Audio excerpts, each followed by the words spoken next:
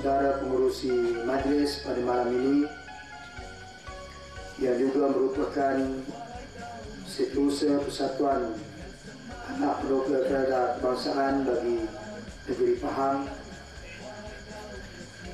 Fadil Syaril Azman, Ketua Dewan Pemuda PAS Negeri Pahang, Saris Faizul, Timbalan Presiden Persatuan Anak Peroka Kerajaan Kebangsaan, Tuan Rumah Tuan Haji Kamarudin, tuan-tuan, puan-puan, pegawai keselamatan, hadirin dan hadirat yang saya hormati sekalian. Alhamdulillah, bersyukur kita kepada Allah SWT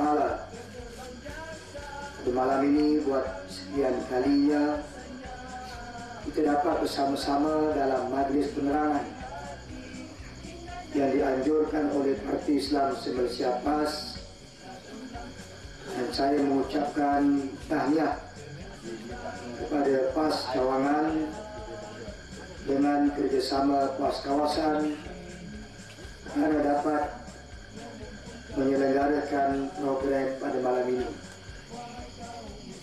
Tuan-tuan, puan-puan, para hadirin yang dihormati sekalian, kita baru saja menyambut Hari Raya Korban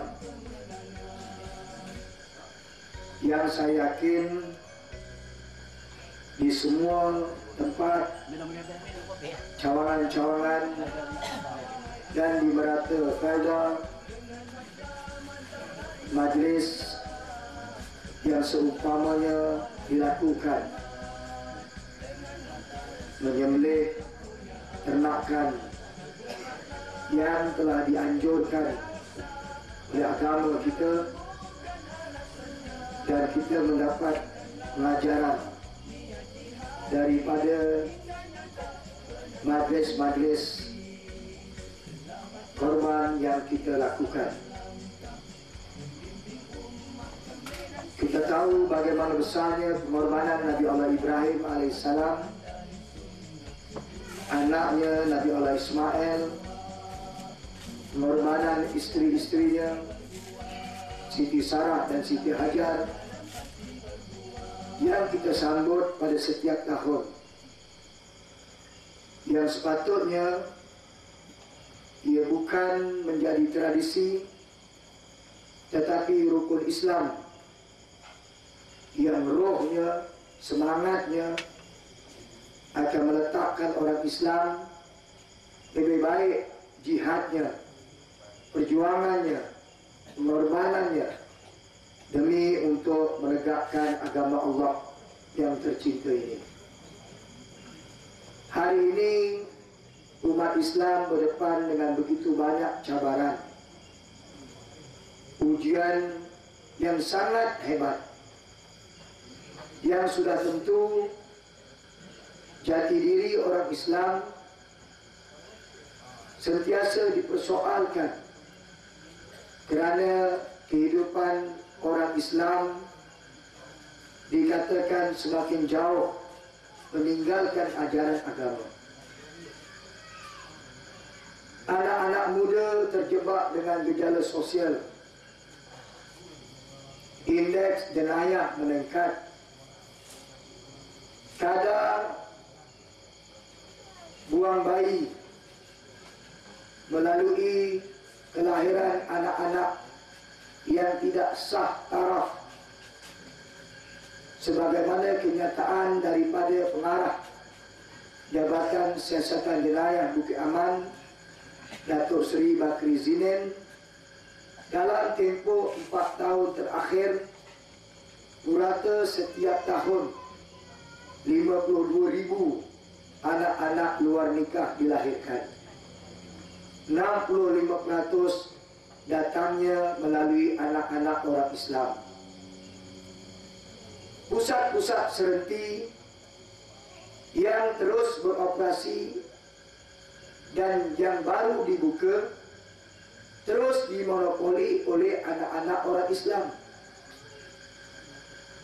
yang merempit di atas jalan raya anak orang Islam. Bahkan yang memeranjatkan merompakkan bersenjata. Sekarang ini orang Islam telah mengalahkan orang Cina dan orang India. Dan pendedahan daripada polis Bukit Aman telah terdapat remaja-remaja yang masih bersekolah yang memecah masuk rumah orang. Bahkan baru-baru ini didedahkan merompak di stesen minyak remaja Islam yang berusia hanya 15 tahun. Juga anak orang Islam. Pilih kata orang Islam juara serba-serbi. Bukan lagi juara di peringkat sukan si, dah juara di peringkat Olimpik, tuan-tuan. Tak ada bangsa lain yang boleh mengatasi bangsa Melayu ini dari segi penglibatan mereka dengan gejala sosial dan jenayah. Siapa yang harus dipersalahkan? Adakah ibu bapa sebagaimana hujah setengah-setengah penceramah bahawa mak bapak salah mendidik anak-anak, biarkan anak-anak, semuanya disalahkan ibu bapa. Kalau ibu bapa bersalah, mak bapak bersalah, siapa pula yang menjadi kepala bapa yang menyebabkan sistem negara ini hancur kerana sistem yang tidak berpaksikan kepada mentauhidkan Allah Subhanahu wa taala, yang mendorong pelbagai perilaku buruk anggota masyarakat dalam negara kita. Saya sebut dalam mukadimah ini, saya mengingatkan diri saya pun ada isteri, saya pun ada anak. Kita semua ada anak-anak. Kita bertanggungjawab depan Allah Subhanahu wa taala. Ya ayyuhallazina amanu qu anfusakum wa ahlikum naro. Wahai orang-orang yang beriman, peliharalah diri kamu dan keluarga kamu daripada api neraka. Kalau kita gagal mentarbiah isteri dan anak-anak kita, maka kita bersedialah untuk mengambil tanggungjawab di hadapan Allah di padang mahsyar kelak. Tuan-tuan sekalian, kadang-kadang saya pelik. Saya tiap-tiap malam berceramah. Bila saya lalu highway, singgah kedai minum pukul 3-4 pagi, saya heran macam mana anak-anak orang Islam masih berpeleseran di waktu-waktu dini hari yang sebahagiannya masih bersekolah. Daripada raut wajah kita tahu masih berusia 13-14 tahun. Adakah mereka ini anak terbiar tak ada mak bapak? Ataupun mereka ini, tuan-tuan, bapaknya dah mati, maknya dah mati, sehingga anak-anak ini berkeliaran seolah-olah tak ada siang, tak ada malam. Ini yang berlaku dalam masyarakat kita, yang akhirnya menjerumuskan mereka kepada kancah maksiat, perhubungan atau pergaulan bebas yang mencampakkan mereka kepada kebinasaan. Tuan-tuan, puan-puan, para hadirin yang saya hormati sekalian, pagi tadi saya di Parlimen. Saya dan rakan-rakan mengiringi penderoka dan anak penderoka daripada Felda Lubuk Merbau di Kedah dan Felda Cahaya Baru di Masai juga. Felda Cahaya Baru, tuan-tuan, mungkin tuan-tuan pun maklum, tanah mereka dibangunkan. Kononnya nak buat Bandar Baru. Zaman Tan Sri Muhyiddin Yassin jadi Menteri Besar Johor. Kerajaan negeri Johor telah pun pindah Akta GSA, keluarkan mereka daripada Akta GSA bagi membolehkan tanah mereka dimajukan. Saya pernah berceramah di Felda Cahaya Baru. Saya nasihatkan hampir 500 orang peneroka Felda Cahaya Baru ini antara Felda yang tertua di Malaysia. Dibangunkan pada tahun 1960. Felda yang paling tua, Felda Lurah Bilut di Bentong Pahang, dibuka pada tahun 1958. Peneroka Felda Cahaya Baru tidak menghargai pandangan orang luar termasuk saya.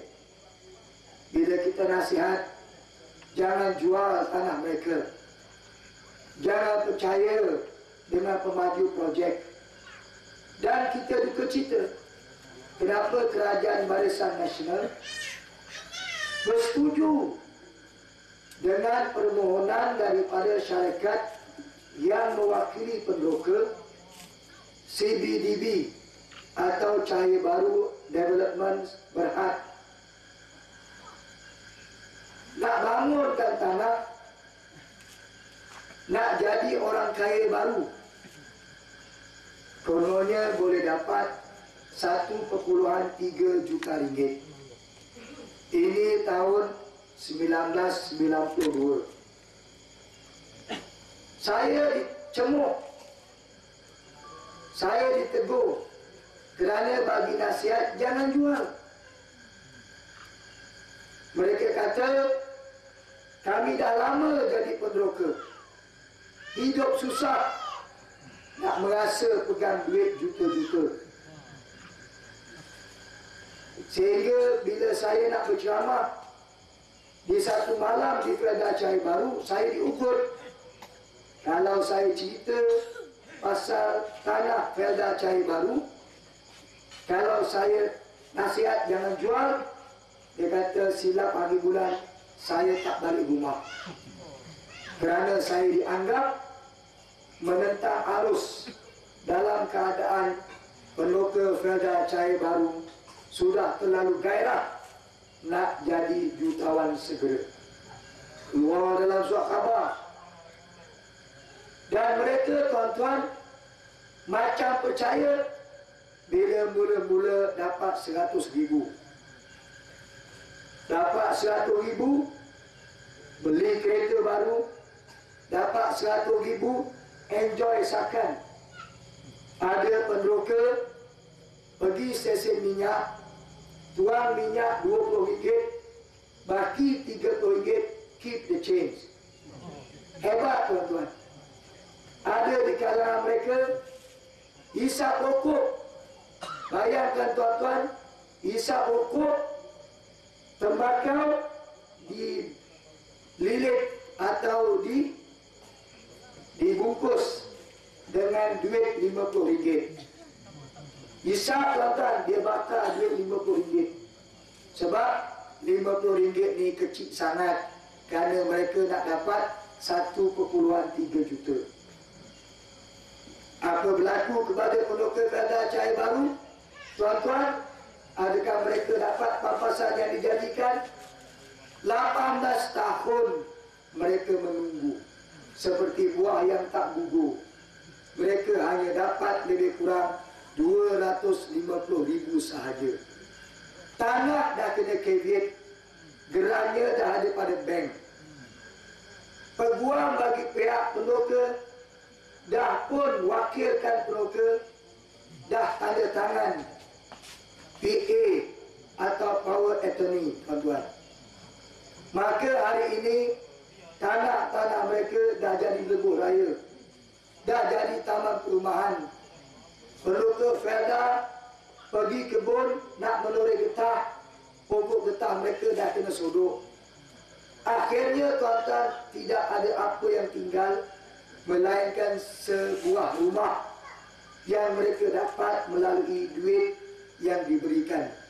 Hari ini sebahagian besar telah meninggal dunia.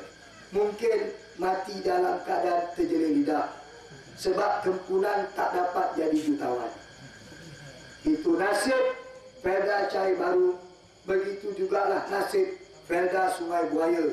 Felda Sungai Buaya kena tipu dengan Menteri Besarnya waktu itu, Tan Sri Muhammad Taib. Di Johor kena tipu dengan Tan Sri Muhyiddin Yassin. Sama-sama Tan Sri, dua-dua kaki beripu. Adakah dengan apa yang berlaku memberi kesedaran kepada pendoka? Tuan-tuan, kalau kita menghalusi sejarah yang berlaku di tanah rancangan Felda, maaf cakap, pendoka Felda tak serit-serit. Kena lepas itu di Felda Senayan. Hari ini tuan-tuan, kalau pergi Felda Senayan, rumahnya baru siap. Bayangkan, rumahnya besar lebih kurang macam rumah Haji Kamarudin. Kontraktor, kalau kita cari kontraktor bebas, dia nilai rumah itu sekitar 120,000. Tetapi kerajaan negeri melalui kontraktor mereka nilai rumah berkenaan 250,000. Dia tolak atas pampasan. Rumah baru duduk 3-4 bulan dah retak di sana sini, tuan-tuan. Tanah dah habis. Pampasan yang mereka dapat termasuk rumah, tuan-tuan, duitnya pun dah habis. Ada di kalangan peloka-pelokanya hari ini yang dulunya dapat dekat 1 juta dah bekerja di stesen minyak. Umurnya 75 tahun jadi security guard. Ada di kalangan mereka terpaksalah menumpang belas dengan anak-anak. Sebab duit dah habis, tanah sudah tergadai, tuan-tuan. Bila kerajaan-kerajaan negeri lancarkan amanah saham, berebut-rebut pendoka Felda masuk. Amanah saham Johor, amanah saham Pahang, amanah saham Selangor, amanah saham Terengganu, semua masuk. Yang paling ramai melabur dalam amanah saham orang-orang UMNO. Orang PAS ni, tuan-tuan, dia lebih berhati-hati. Alhamdulillah, orang PAS terselamat. Orang UMNO pinjam di bank kerana mereka percaya. Macam saya di Johor, ketika Menteri Besar Ghani Osman dia merasmikan pelancaran amanah saham Johor, dia yakinkan pendoka, dia yakinkan orang Johor, kalau beli RM1 dalam masa beberapa bulan boleh meningkat sampai RM5. Maka berebut-rebutlah orang beli saham, pinjam di bank sampai RM50,000, RM100,000, sebab kalau untung boleh bayar duit hutang di bank dan mereka boleh mendapat keuntungan berlipat kali ganda. Sekali lagi, pendoka Felda kena tipu. Amanah saham Johor RM1 naik sikit, sekali jatuh tinggal 11 sen. 11 sen turun lagi, akhirnya amanah saham Johor ditutup. Bila tutup, pelabur-pelabur terutama yang berhutang dengan bank menggelapar atau tak menggelupur. Jumpa Menteri Besar, jumpa Johor Corporation. Ini perbadanan Johor yang menjadi induk kepada amanah saham. Macam mana kedudukan kami? Kami pinjam di bank. Macam mana kami nak bayar hutang di bank? Jawapan daripada pemimpin-pemimpin UMNO, biasalah, adat berniaga, ada untung, ada rugi. Jadi bila rugi, padanlah muka kita. Sekali lagi, pendoka-pendoka, pelabur-pelabur kena tipu. Ada di kalangan mereka hari ini, tuan-tuan, bunga pinjaman mereka campur dengan pokok pinjaman sudah ada yang mencecah RM300,000. Tuan-tuan, kedatangan Ketua Penerangan PAS Pusat yang juga Putrajaya, yang berbahagia Fahri Ustaz Datuk Tuan Ibrahim Tuan Man, takbir.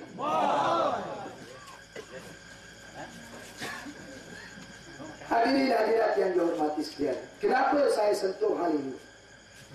Ini baru mukadimah ni. Pasal apa saya sebut Cahaya Baru, saya sebut Sungai Buaya, kemudian saya sebut pelaburan amanah saham. Sebab saya nak kaitkan dengan apa yang disebut oleh Yang Amat Berhormat Perdana Menteri melalui pembentangan bajet pada 7 Oktober yang lalu, bahawa Felda Global Venture akan dilistkan di Bursa Malaysia selewat-lewatnya bulan Jun 2012 yang akan datang. Peneroka Felda dijanjikan durian runtuh.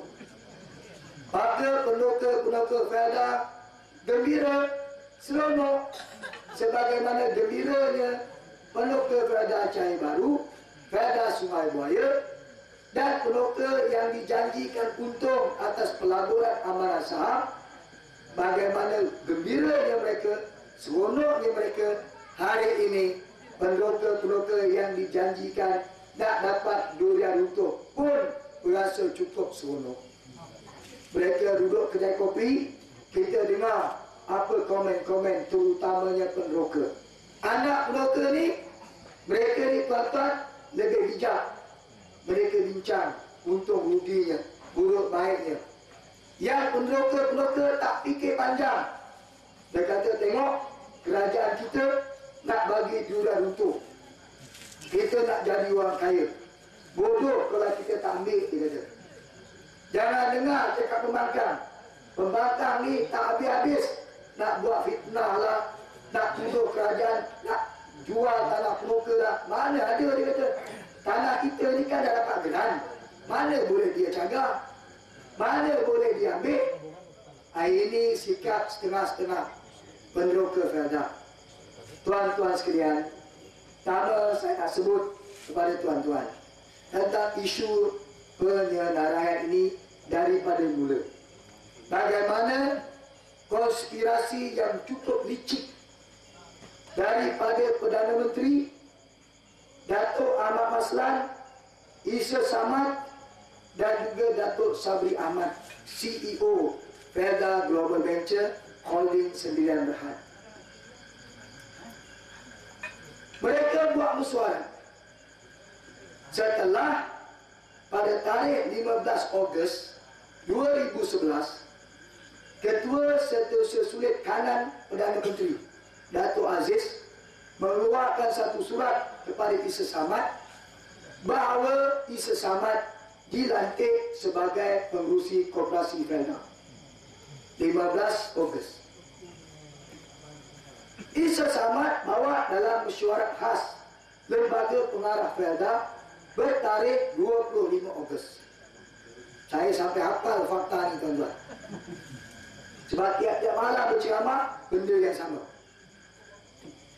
Masa itu Datuk Zulkifli Abdul Wahab, pengarah besar, pergi menunaikan umrah.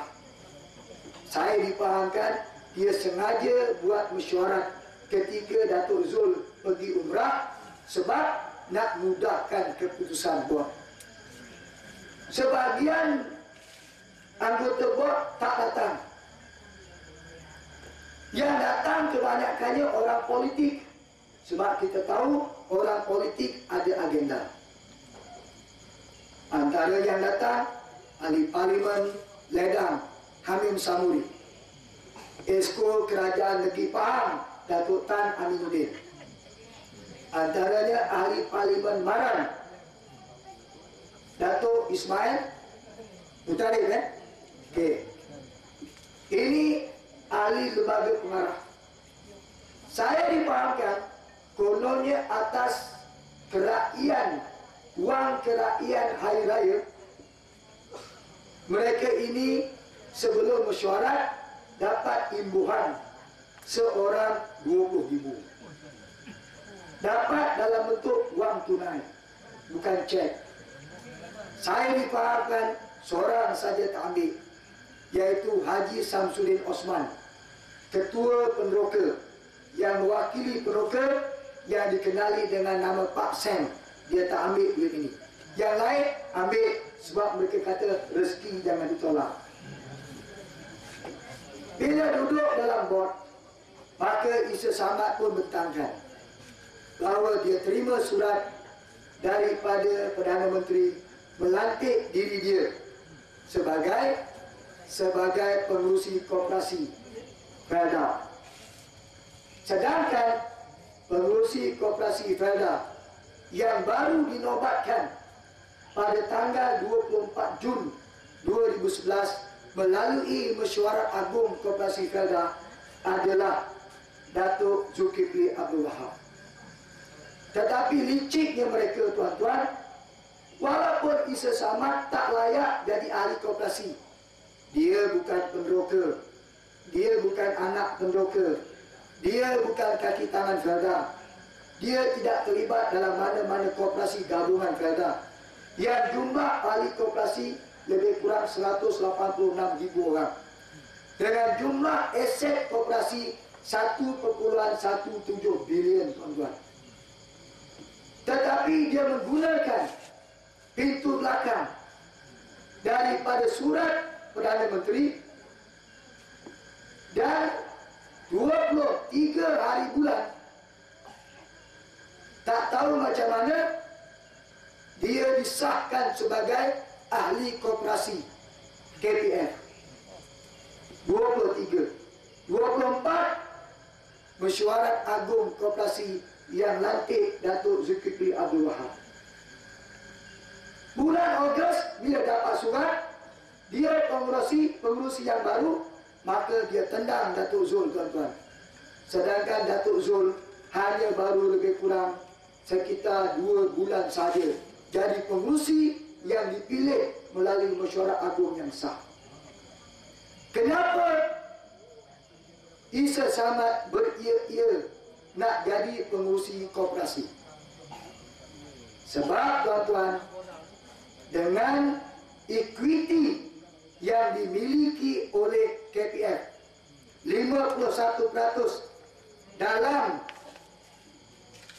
Felda Holding, di mana ianya telah pun dilaburkan dalam anak-anak syarikat. Saya bacakan dia punya anak syarikat yang dilaburkan melalui pemilikan saham dalam KPF. Antaranya dilaburkan di Felda Holding 200 juta, Felda Trading 30 juta, Felda Transport 30 juta, Felda Marketing 17 juta, Felda Engineering 10 juta, Felda Security 1 juta lebih, Sutrajaya Shipping 100,000, Felda Rubber 42 juta, Felda Pump Industry 202 juta dan Felda Canal 24 juta. Ini pelaburan daripada KPF yang dengan pelaburan yang menguntungkan ini, setiap tahun purata dividen yang tuan-tuan terima antara 14 hingga pernah jejak sampai 16% dividen yang meletakkan koperasi Felda ini, KPF ini 10 yang terbaik di Malaysia. Tuan-tuan sekalian, bila dia jadi pengurusi KPF, maka Felda Global Venture bila nak disenaraikan di Bursa Malaysia, mestilah dia bawa saham dia. Apa saham dia? Felda Global Venture tak ada apa-apa. Sebab syarikat pelaburan ini baru diwujudkan sekitar 4-5 tahun yang lalu. Dia tak ada apa-apa. Dia pernah dapat wang, dapat suntikan 1.75 bilion melabur di luar negara. Yang CEO-nya namanya Datuk Sabri Ahmad. Siapa Datuk Sabri Ahmad ini? Datuk Sabri Ahmad sebelum ini bertugas di Golden Hope Plantation. Dipaksa meletak jawatan dalam Golden Hope kerana terlibat dalam suatu skandal yang membabitkan 120 juta ringgit. Dia letak jawatan, dipindahkan ke Felda Global Venture menjadi CEO dengan gaji bulanan, saya difahamkan, termasuk kerajaan dan sebagainya, 100,000 sebulan. Melabur dalam beberapa pelaburan di luar. Antaranya Felda IFCO Sdn Bhd, Twin Rivers Technologies, US TRT Expo Canada, Felda Global Venture Middle East dan Felda Global Venture Arabia.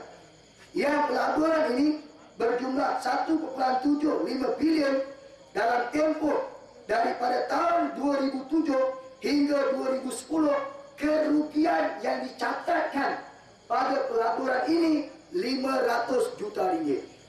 Melabur lingkup pelaburan, lingkup pelaburan ini. Bayangkan, Felda Global Venture, CEO-nya pun dipersoalkan. Felda Global Venture melabur di luar negara pun gagal. Kenapa Perdana Menteri beri kepercayaan kepada Felda Global Venture untuk disenaraikan di Bursa Malaysia dan 51% saham tuan-tuan dalam KPF nak dimasukkan dalam Felda Global Venture. Okey, itu satu. Yang kedua, semalam Datuk Ahmad Maslan, Timbalan Menteri di Jabatan Perdana Menteri, dia buat kenyataan penyenaraian Felda Global Venture tidak menjejaskan kepentingan broker. Dia kata segenggam tanah Felda pun kita tak usik, dia kata. Itu statement dia. Hari ini saya buat sidang media di Parlimen. Saya kata Ahmad Maslan pembohong, penipu. Sebab saya punya bukti bahawa tanah Felda Plantation, tanah ini milik tuan-tuan. Sebab kerajaan negeri beri tanah untuk masukkan penroka. Tahun 1990, Dr. Mahathir umum tanah ini tak beri kepada penroka. Tukar jadi ladang. Mula-mula dengan sistem saham. Yang pertama sistem saham di gugusan Selancar di Rompin yang membabitkan 150 orang peserta. Akhirnya tukar jadi estate. Ada 367,000 hektar estate Felda yang modal membangunkan estate ini datang daripada wang tuan-tuan melalui koperasi permodalan Felda Berhad. Sebahagiannya diserap melalui Felda Holding dan maka tanah melalui Felda Plantation dibangunkan. Hari ini usia Felda Plantation ini tanam kelapa sawit dah mencecah sampai 15 hingga 20 tahun. Negeri Pahang paling besar ada tanah Felda Plantation. Di Lepah ada, di Bera ada dan sebagainya. Janji Pakatan Rakyat, kalau kita menang dalam tempoh 100 hari, kita nak bagi tanah ini kepada generasi kedua dan ketiga. Sebab ini tanah tuan-tuan, kerana modalnya datang daripada tuan-tuan. Kita nak kembalikan matlamat yang digagaskan oleh Allahyarham Tun Razak, bahawa tanah untuk individu rakyat, bukan untuk estate. Kita dah janji. Kita lancar di Kerbau, tuan-tuan. Tuan-tuan pun tentu ingat, beberapa bulan yang lalu kita lancar. Hari ini tuan-tuan, kita dah cetak 70,000 borang tanah Felda Plantation. Berebut-rebut.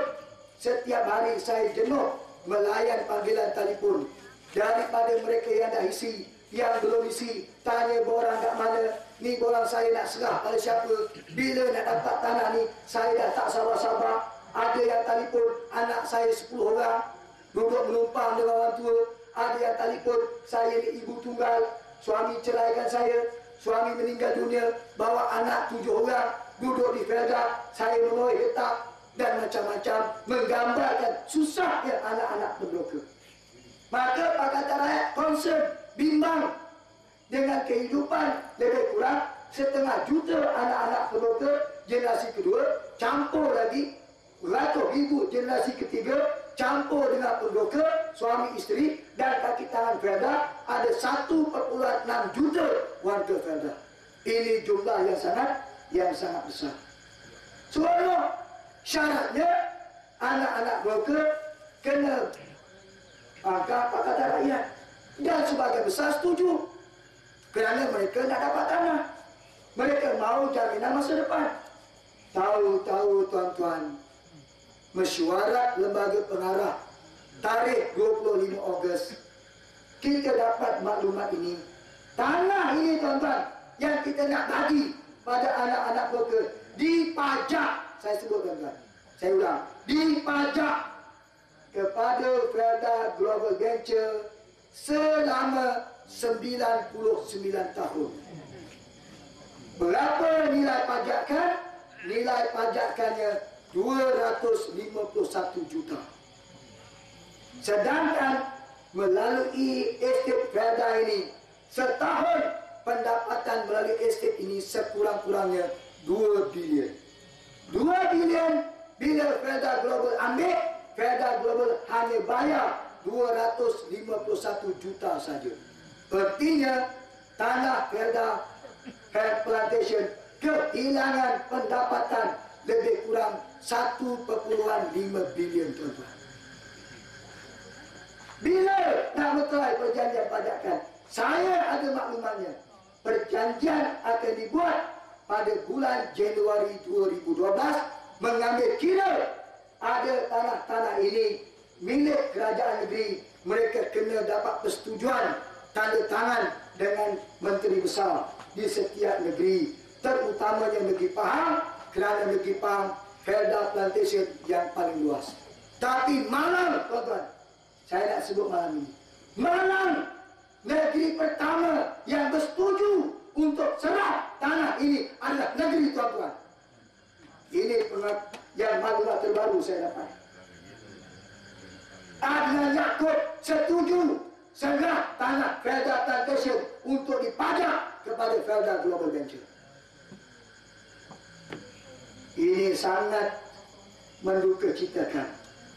Anak broker dengar malam ini, kamu susah nak dapat tanah ini, tapi menteri besar kamu yang tak menghargai kamu, yang tak fikir masalah kamu, susah kamu, tak bincang dengan rakyat.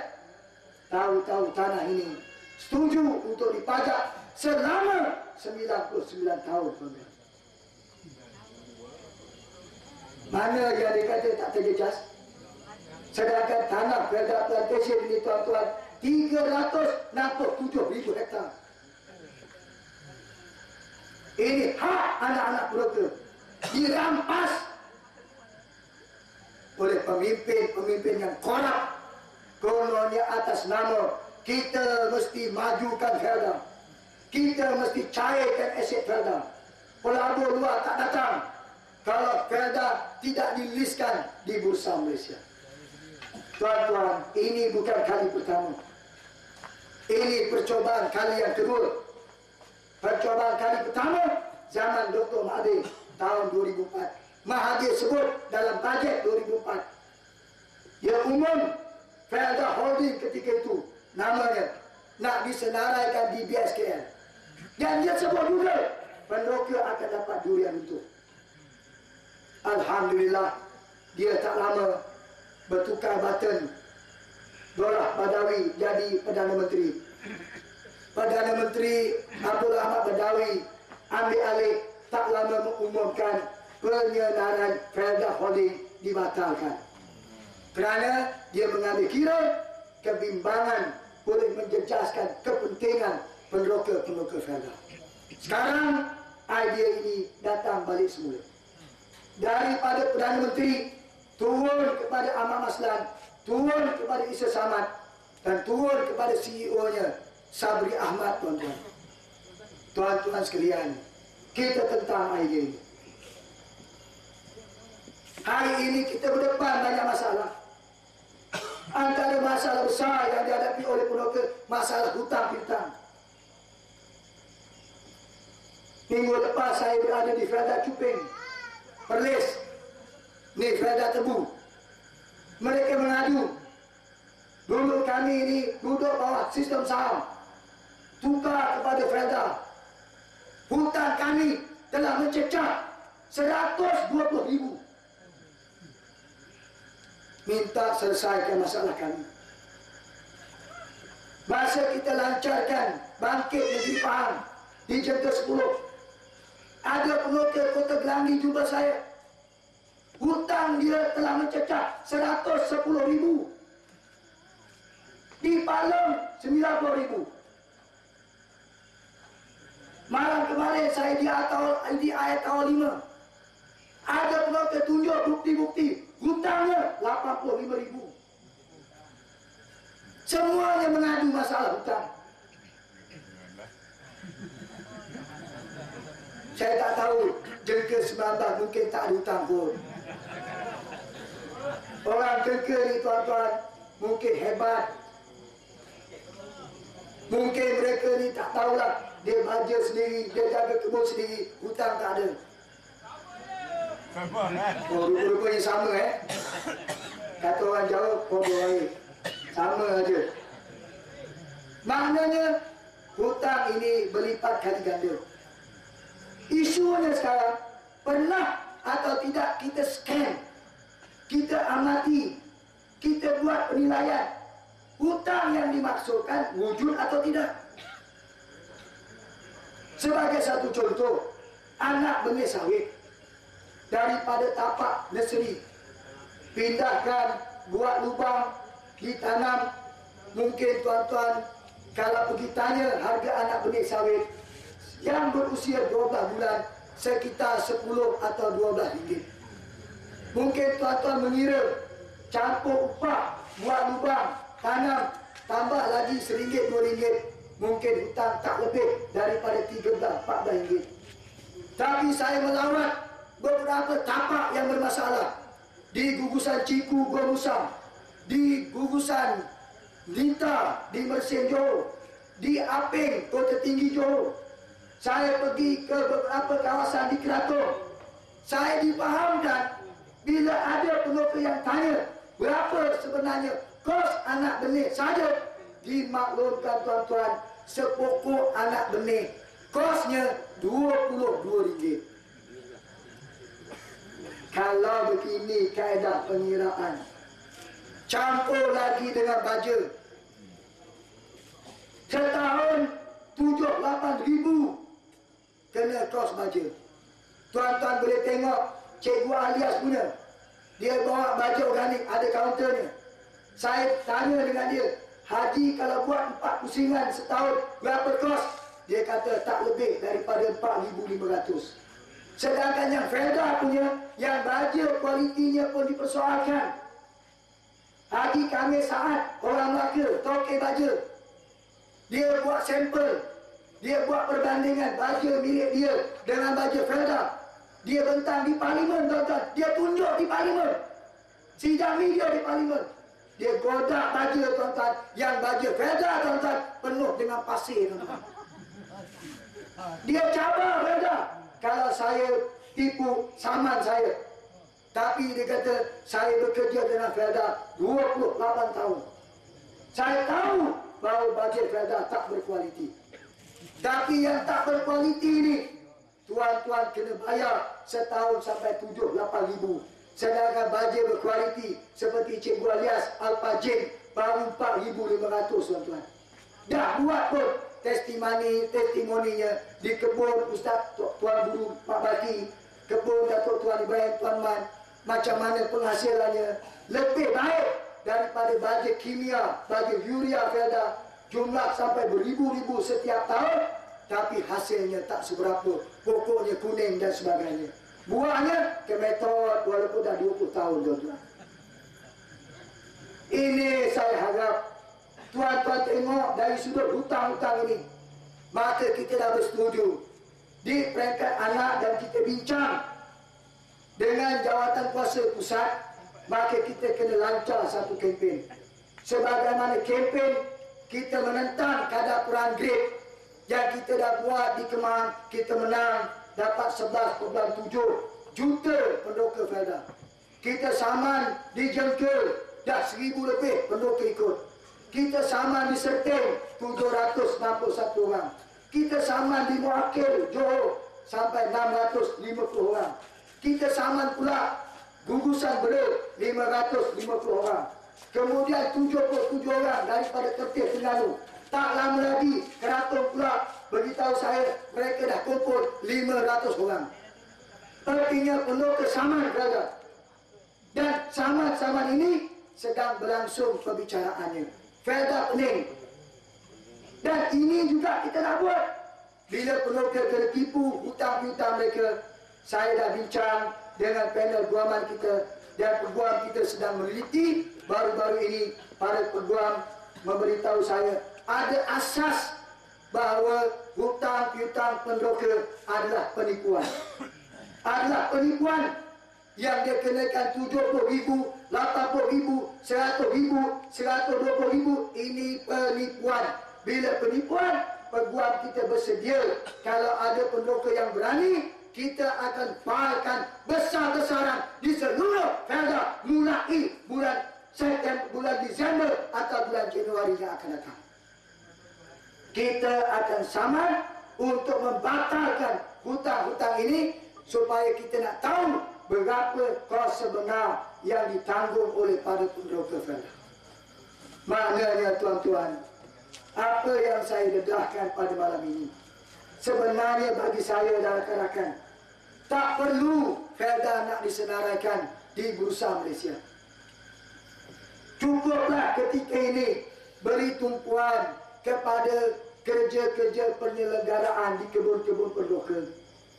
Selesaikan masalah maintenance, masalah tanam semula, masalah wang tanam semula yang ramai penroka tak dapat, masalah perumahan generasi kedua, dan pelbagai masalah yang sedang dihadapi oleh warga Felda.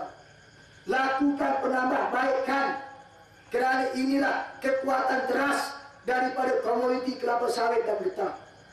Kalau jaga ini tuan-tuan, dan jaga 47 anak syarikat yang hari ini pun pasaran getah dan kelapa sawit berada di berpuluh-puluh negara di luar negara. Artinya penroka dan Felda telah terlibat di peringkat global atau di peringkat antarabangsa. Sebenarnya idea untuk senaraikan Felda global datangnya daripada kroni-kroni pemimpin Barisan Nasional. Mereka buat untuk mengaut untung. Kerana kita faham bila disenaraikan harga kalau RM2, dia mungkin jadi RM2.5 atau RM3. Masa itulah tuan-tuan mereka labur seberapa banyak. Kalau mereka dapati saham jatuh, mereka akan jual cepat-cepat tuan-tuan. Tapi risikonya penroka, betul, mungkin penroka dapat durian runtuh 15,000. Kalau harga seunit RM2, mungkin meningkat dapat 30,000. Lepas itu, bila harga jatuh, berapa yang tinggal saham tuan-tuan? Tuan-tuan jual. Bila jual, dibeli oleh pelabur-pelabur asing. Sudahlah beberapa persen dibuka kepada pelabur luar. Yang selama ini Felda milik Bumiputera hampir 100%. Melainkan sikit-sikit China dan India yang menghuni beberapa tanah rancangan Felda, tapi dibuka kepada syarikat luar. Saya percaya mungkin jumlahnya sekurang-kurangnya 40%. 40% apabila tuan-tuan jual balik saham tuan-tuan. Kalau 15,000 seorang penroka dapat, dia jual balik, semuanya bernilai 1 bilion lebih, maka orang asing yang beli, akhirnya majoriti saham di Felda Global Venture dimiliki oleh orang-orang yang bukan Bumiputera. Tuan-tuan, ini hakikat. Saya dah dengar pandangan pakar-pakar ekonomi, Dr. Rosli Yaakob, Haji Razman Zakaria, dan tak kurang daripada 10 pakar ekonomi yang beri pandangan dalam meja bulat kemarin, dan juga mereka ini hantar email, telefon saya, bersedia nak bantu untuk buat roadshow untuk minta warga Felda menentang habis-habisan penyenaraian ini. Sebab itu tuan-tuan, kita kena bersatu. Kita kena tentang. Tak cukup bercakap kedai kopi. Tak cukup cerita dekat beranda surau atau masjid. Orang Melayu kena berani buat perubahan. Untuk pastikan tanah Felda Plantation tidak dipajak, anak penroka dapat tanah ini. Untuk pastikan penyenaraian ini tak berlaku, tadi Presiden PAS dah komen, dah sebut bahawa sekiranya tuan-tuan peneroka Felda, anak peneroka, kaki tangan Felda bersatu, pilihan raya umum yang akan datang, tunjukkan suatu sikap pendirian. Kami orang PAS, kami orang keadilan, kami orang UMNO, kami atas padat. Kali ini kami akan hentikan sokongan kepada Barisan Nasional. Kami angkat Pakatan Rakyat. InsyaAllah kata Tuan Guru Haji Abdul Hadi Awang, kalau Pakatan Rakyat menang, pajakan kepada Felda Global Venture akan dibatalkan. Penyenaraian ini akan dibatalkan, maka hak tuan-tuan akan dikembalikan menjadi milik tuan-tuan selama-lamanya, insyaAllah. Boleh tak tuan-tuan? Boleh tak ni? Kalau boleh, negeri Pahang kita tunjuk contoh. Sebab di Pahang tuan-tuan, sokongan peneroka Felda dalam pilihan raya 2008 telah meningkat kepada 39%. Besar tu tuan-tuan, besar tu. Tapi tak cukup lagi. Melalui roadmap yang dibentang oleh Datuk Hisham baru-baru ini, peneroka Felda kena buat anjakan sekurang-kurangnya 6% lagi. Kalau 6% lagi anjakan ini berlaku, dan saya harap mesti berlaku. Kalau nak selamatkan harta tuan-tuan, nak selamatkan tanah tuan-tuan, kena berani buat perubahan. Pahang lagi terbesar di Felda. Kalau 6% ini menyokong Pakatan Rakyat tambah kepada 39%, insya-Allah negeri Pahang BN akan jatuh. InsyaAllah tuan-tuan, Datuk Tuan Ibrahim Tuan Man akan kita nobatkan sebagai Menteri Besar Negeri Pahang yang baru, insyaAllah. Ini komitmen kita, insyaAllah. Jadi saya harap pada malam ini tunjukkan sikap kita, dan jangan ambil perkara ini main-main. Saya dah sebut nasib Felda Cahaya Baru, Felda Sungai Buaya, amanah saham negeri-negeri, dan berapa banyak kes-kes kegagalan pelaburan ini. Ambil iktibar tuan-tuan. Jangan benarkan orang macam Isa Samad bergentayangan jumpa peneroka, dan peneroka dengar cakap dia, peneroka terpukau dan terpedaya dengan orang seperti Isa Samad yang saya sifatkan orang ini seperti perompak yang diamanahkan jaga bank. Perompak suruh jaga bank, lingkuplah duit dalam bank tuan-tuan. Isa Samad, tuan-tuan tahu 22 tahun menteri besar, jadi menteri wilayah, bertanding naik presiden, menang, akhirnya dibatalkan kerana 4 daripada 9 petugas dibuktikan terlibat dengan politik wang, membabitkan berjuta-juta wang daripada tauke-tauke yang menunggu peluang daripada projek-projek bila Isa Samad menang. Orang ini tuan-tuan dilantik mulai 1 Januari 2011 sebagai pengurusi Felda. Belum cukup setahun, orang ini telah buat onar merata-rata tuan-tuan, menyusahkan peneroka Felda. Tapi jenis muka tak tahu malu tuan-tuan. Walaupun dia tak dapat layanan. Tadi pagi saya dimaklumkan satu program beliau di Chile yang datang hanya 30 orang sahaja. Orang tolak dia, tapi memang muka selamba tuan-tuan. Orang tolak, katanya dalam dialog orang hantam dia bertubi-tubi, tetapi dia buat bodoh saja tuan-tuan. Jangan bimbang, jangan takut. Kali ini kita akan ajar orang-orang ini. Isa Samad, Ahmad Maslan, Najib Tun Razak, orang-orang ini yang cuba nak menjahanamkan harta tuan-tuan, kita mesti ajar mereka dalam pilihan raya umum yang akan datang. Boleh tak tuan-tuan? Dengan kita pastikan berkubur riwayat politik mereka dalam pilihan raya umum yang akan datang ini. Dan tuan-tuan, insyaAllah pada 20 Disember ini kita akan menyerahkan memorandum kepada Yang Amat Berhormat Perdana Menteri di Putrajaya. Pertama, kita tuntut supaya cadangan penyenaraian dibatalkan. Kedua, kita tuntut Isa Samad ditamatkan kontraknya sebagai pengurusi Felda. Dua ini kita tuntut. Kita akan serah tanda tangan yang tuan-tuan dah buat sebagai bukti puluhan ribu penroka dan warga Kedah menentang isu Samad.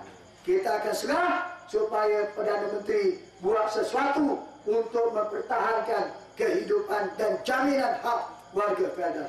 Tapi kalau Perdana Menteri berdegil, kalau Perdana Menteri tetap nak dengar cakap isu Samad, insya-Allah kita akan ajar mereka melalui bahasa pilihan raya, bahasa undi, sebagaimana tombangnya Selangor, Herkoyo, tombangnya Mahathir Khalid di Kedah, Kosukun di Pulau Pinang, dan kekalnya kita di Kelantan. InsyaAllah kita boleh ajar budaya akan datang. Negeri Pahang dan ada Yaakob yang setuju tanah dipajakkan, kita ajar kali ini. Kita akan pastikan tamat riwayat Bien, Pakatan Rakyat menang, kita kuasai Putrajaya, kita akan jaga hak tuan-tuan, kita akan serah balik tanah ini kepada generasi kedua dan ketiga, kita akan pelihara tanah-tanah pendoka. InsyaAllah kita akan jadi kerajaan yang mesra rakyat, yang beri InsyaAllah segala kelebihan kebajikan untuk rakyat. Mudah-mudahan tuan-tuan mendapat nikmat daripada keberkatan pemerintahan Pakatan Rakyat, InsyaAllah. Boleh tak tuan-tuan? Boleh tak tuan-tuan? InsyaAllah sekali inilah ucapan saya pada malam ini. Untuk kita mendengar ucapan berikutnya daripada Datuk Tuan Ibrahim Tuan Man. Dan kalau tuan-tuan nak dapat penjelasan yang lebih lanjut, InsyaAllah tuan-tuan, CD saya ada dijual pada malam ini. Saya tak sempat nak cerita tentang bagaimana pemburusan Isa Samad buat Majlis Kerakyatan Aidilfitri. Tuan-tuan, tahun sebelumnya zaman pengarah besar pengurusi Felda Yusof Noh hanya belanja 30,000 saja majlis hari raya. Tapi zaman Isa Samad dia buat sambutan yang sama di publisher tuan-tuan. Kosnya mencecah 320,000 tuan-tuan. Dia buat kalimat di Melaka mencecah kosnya 86,000 tuan-tuan. Dia buat roadshow, jumpa ketua-ketua pendoka, jumpa dengan pegawai-pegawai Felda. Saya dipahamkan dalam tempoh sebulan ini saja. Kos dia buat roadshow nak menerangkan penyenaran, saya dipahamkan telah menghabiskan wang berjuta-juta ringgit. Duit siapa? Duit tuan-tuan. Sebab apa? Sebab tuan-tuan lah yang undi Barisan Nasional. Maka dengan sebab itu, kali ini tukar, ada azam, ada tekad, serah kepada Allah SWT. Banyakkan munajat, minta pertolongan kepada Allah. Saya yakin Allah berikan kekuatan, keberanian dalam diri kita untuk melakukan reformasi, perubahan dalam pilihan umum yang akan datang. Tuan-tuan boleh dapatkan CD di depan sana, harganya RM5. InsyaAllah tuan-tuan dapat, tuan-tuan boleh beli CD itu, sebarkan kepada kawan-kawan, pasang di kedai kopi, pasang di tempat-tempat strategik, biar orang dengar, orang tonton. InsyaAllah ilmu kita akan berkembang, maklumat akan sampai kepada seluruh rakyat. InsyaAllah dengan maklumat ini, rakyat akan buat keputusan yang bijak dalam pilihan umum yang akan datang. Mengundi PAS, PR, DAP, Pakatan Rakyat. InsyaAllah kita akan menang pada pilihan umum yang akan datang. In tansurullah hayansurkum wa yusabbit aqdamakum. Sekiranya kamu menolong agama Allah, Allah pasti menolong kamu dan menetapkan pendirian kamu. Wabillahi taufiq wal hidayah. Assalamualaikum warahmatullahi wabarakatuh. Takbir.